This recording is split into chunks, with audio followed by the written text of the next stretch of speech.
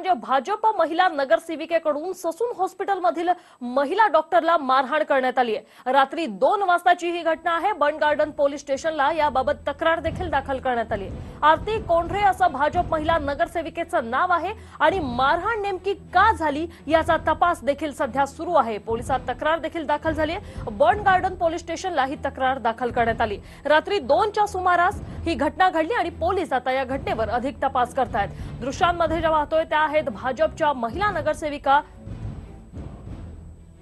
याच विषयी बातचीत करूया आमचे प्रतिनिधी सागर आव्हाड यांच्यासह। सागर, काय सांगाल, नेमकी काय घटना घडली?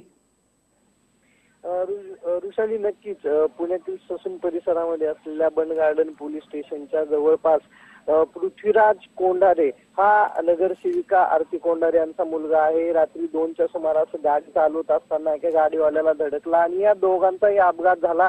दोघांनाही खरचटलं गेलं। अपघातानंतर दोघांनाही ससूनमध्ये आणण्यात आलं, मात्र लवकरात लवकर उपचार मिळावेत काही थोडंसं खरचटलं असल्याने नगरसेविका आरती कोंढारे यांनी हॉस्पिटलमध्ये येऊन जी दमदाटी आहे ती करायला सुरुवात केली आणि हे सगळं प्रकरण पोलिसात जाईल म्हणून या भीतीने नगरसेविका कोंढारे यांनी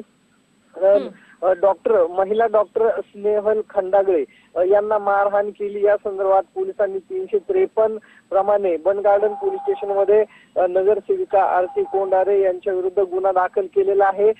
बहुधा ड्रंक अँड ड्राईव्हचा प्रकार असावा म्हणून आरती कोंढारे आणि त्यांच्या मुलाने व सहकार्याने त्या ठिकाणाहून पळ काढला अशी माहिती जी आहे ती मारहाण झालेल्या ज्या डॉक्टर आहेत त्यांनी दिलेली आहे। आणि या संदर्भात आता ससूनमध्ये निश्चितच सागर, निश्चितच अशा प्रकारे गुंडगिरी करणं हे कितपत योग्य आहे हा देखील प्रश्न आता उपस्थित होतोय। धन्यवाद तुम्ही दिलेल्या या सविस्तर अपडेटसाठी।